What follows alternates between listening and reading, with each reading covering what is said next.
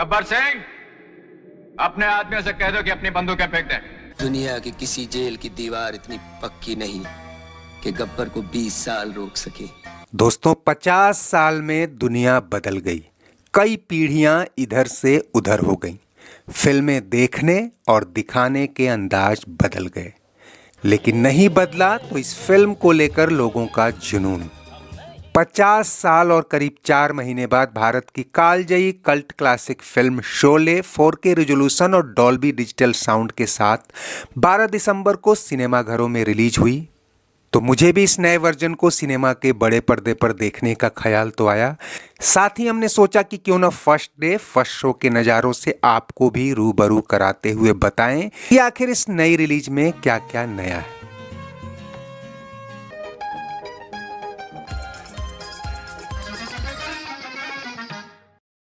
15 अगस्त 1975 को जब ये फिल्म मुंबई के मिनर्वा थिएटर में रिलीज हुई थी, तो कुछ दिन बाद से ऐसे नज़ारे दिखने शुरू हुए जो महीनों और सालों तक खत्म नहीं हुए। हालांकि आज यहाँ भीड़ कम है। जाहिर सी बात है, 50 साल में दुनिया की सबसे ज्यादा बार देखी जा चुकी फिल्म को देखने वही आएगा जो इसे लेकर थोड़ा सेंटी हो या अमिताभ धर्मेंद्र का जबरा फैन।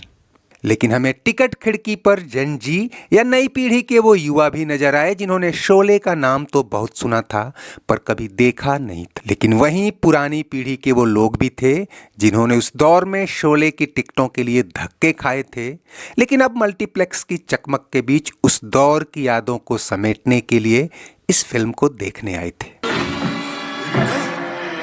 दोस्तों, शोले जब भारत में आई तो 70 mm प्रिंट और स्टीरियोफोनिक साउंड वाली पहली फिल्म थी। जाहिर है, पर्दे पर सब कुछ बदला बदला सा, नया नया सा लग रहा था। लेकिन आज इस फिल्म के किरदारों के लिए पर्दे के बाहर सब कुछ बदल चुका है। चमचमाते मॉल के बीच फुल्ली एसी मल्टीप्लेक्स और उनमें गद्देदार लग्जरी सीटों पर पॉपकॉर्न खाती ऑडियंस, इन सब के लिए शोले अब एक मूवी नहीं बल्कि एक आर्काइव है। मानो किसी म्यूजियम में कोई अनूठी, कोई अजूबा चीज देख रहे हों।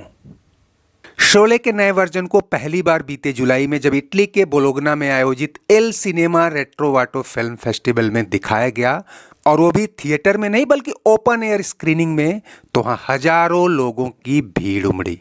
पैर रखने की जगह नहीं थी और पिन ड्रॉप साइलेंस में लोगों ने इस फिल्म का लुत्फ उठाया था। भारत में रिलीजिंग के पहले दिन पहले शो में भीड़ तो मुझे कम दिखी, थिएटर भी खाली खाली सा लगा, लेकिन फिल्म देखने और दर्शकों से बातचीत के बाद लगा कि ये वही लोग हैं जो शोले को कई बार पहले भी देख चुके हैं। और उनमें से ज्यादातर की दिलचस्पी ये जानने में थी कि आखिर नया क्या है। और कई तो इतने बड़े फैन कि कह रहे थे कि अगर एक भी सीन नया है तो वो हमारे लिए किसी एडवेंचर से कम नहीं। तो चलिए आपको बताते चलें कि इसमें नया क्या क्या है। दोस्तों, अब तक देखी गई शोले करीब 3.25 घंटे की फिल्म है, लेकिन शोले द फाइनल कट लगभग 3.5 घंटे की है, यानी करीब 10 मिनट की अवधि बढ़ गई है। सतही तौर पर जो चीज सबसे नई लगी वो है नया 4K रिजोल्यूशन वाला प्रिंट। आम दर्शक को ये देखने में थोड़ा पुराना लगेगा, लेकिन सारी मशक्कत इस पुरानी फीलिंग को ही रिस्टोर करने की थी। जैसा कि पहले के वीडियो में बता चुका हूं कि सालों की मेहनत और काफी खर्च करने के बाद ओरिजिनल नेगेटिव और रील से वही पुराना ओरिजिनल कलर टोन हासिल करने की कोशिश की गई है जो 50 साल पहले दिखता था। लेकिन मुझे जो चीज सबसे असरदार लगी वो है RD बर्मन का ओरिजिनल म्यूजिक स्कोर और साउंड। चाहे यूट्यूब पर देखें या पुरानी फेडेड रील में, कई साउंड हालिया डिस्टोर्शन की भेंट चढ़ गए या कुछ दब से गए, लेकिन यहाँ पिन ड्रॉप साइलेंस और डॉल्बी तकनीक में आप छोटी छोटी आवाजें प्रोमिनेंटली सुन सकते हैं।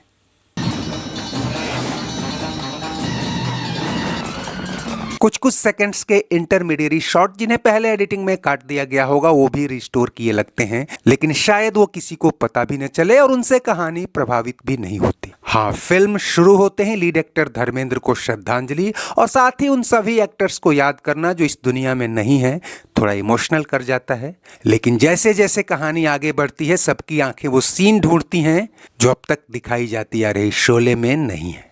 ऐसा पहला सीन आता है इंटरवल के बाद, जब मौलवी साहब के बेटे अहमद को गब्बर सिंह मारता है। पुरानी फिल्म में यह हत्या इस कट के साथ ही खत्म हो जाती है, लेकिन रीस्टोर्ड वर्जन में बाकायदा कुछ डायलॉग्स के साथ गब्बर सिंह की बेरहमी दिखाई गई है। इस फिल्म के क्लाइमेक्स तक जाएं इससे पहले बता दें कि 1975 और 2025 के बीच फिल्म मेकर्स और दर्शक दोनों का स्टारडम को लेकर नजरिया बदला बदला सा दिख रहा है। 75 में अमिताभ बच्चन साइड हीरो लग रहे थे, लेकिन अब वो सदी का महानायक हैं और ये बात पोस्टरों पर भी नजर आ रही है। इनमें अमिताभ को उभारने की कोशिश देखी जा सकती। जय का रोल वही है, लेकिन अब हॉल में उसके डायलॉग्स को लोग ज्यादा तवज्जो दे रहे थे। और दोस्तों, जैसा कि हम सब सुनते आ रहे थे, फिल्म का क्लाइमेक्स 180 डिग्री बदल चुका है। पहले गब्बर को ठाकुर पीट पीट कर पुलिस के हवाले कर देता है, लेकिन यहाँ उसे मारकर अपने परिजनों की हत्या का बदला लेता है। यही सबसे बड़ा और एडिशनल सीन है जो पिछले प्रिंट से अलग है। हालांकि दोनों क्लाइमेक्स में कौन सा ज्यादा इफेक्टिव है ये तो आप सब तय करेंगे, लेकिन किसी फिल्म के आधी सदी बीत जाने के बाद ऐसी बातें ज्यादा मायने नहीं रखती। बजाय इसके कि ये फिल्म 50 साल बाद पूरे देश में 1500 मॉडर्न स्क्रीन पर रिलीज हुई और तादाद में कम ही सही पर लोग इसे देखने आ रहे हैं। और कई जगहों पर ऐसे रिएक्शन देख सुनकर मुझे हैरानी नहीं होती कि ये फिल्म क्यों एक कालजयी कल्ट क्लासिक कही जाती है। तो दोस्तों, फिल्म वही है, 2 सीन छोड़ दें तो सब कुछ वही है जिन्हें आप वर्षों से देखते आए हैं। और मल्टीप्लेक्स में इसे देखने का अनुभव बेशक वर्षों पहले देखी गई फिल्म से अलग है। चर्चा ये भी थी कि कुछ और सीन और किरदार नया देखने को मिल सकते हैं जिन्हें पहली एडिटिंग में ही हटा दिया गया, लेकिन न तो प्रोड्यूसर्स ने इतना बड़ा जोखिम लिया और ये एक तरह की नासमझी होती, क्योंकि अगर ये फिल्म ब्लॉकबस्टर कल्ट क्लासिक बनी तो अपनी उसी ओरिजिनल एडिटिंग की वजह से बनी। और फिल्म को एकमात्र फिल्म फेयर पुरस्कार भी एडिटिंग के लिए ही मिला था। ऐसे में सिप्पी फिल्म्स के पास अगर कोई एडिशनल कतरन नेगेटिव्स होती भी तो वो सिर्फ कुछ नया दिखाने के चक्कर में फिल्म को बिगाड़ने वाली गलती क्यों करते। मेरे ख्याल से इस रेस्टोरेशन का सबसे बड़ा फायदा यही हुआ कि अब ये फिल्म अगले कई दशकों तक नई डिजिटल तकनीक और फॉर्मेट में अपना वजूद बचाए रखेगी और आने वाली पीढ़ियां इसे कल्ट क्लासिक के तौर पर देखती रहेंगी। मतलब बड़े थे पर्दे पर देखने का एक्सपीरियंस जो है वो एक अलग ही है।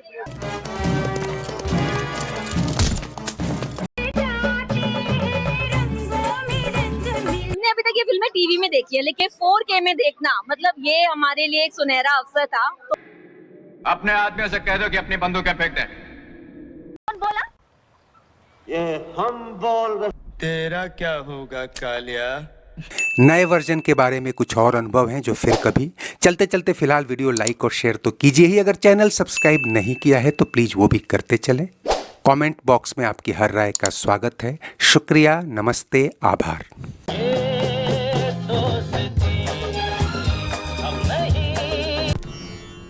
अब आएगा मजा।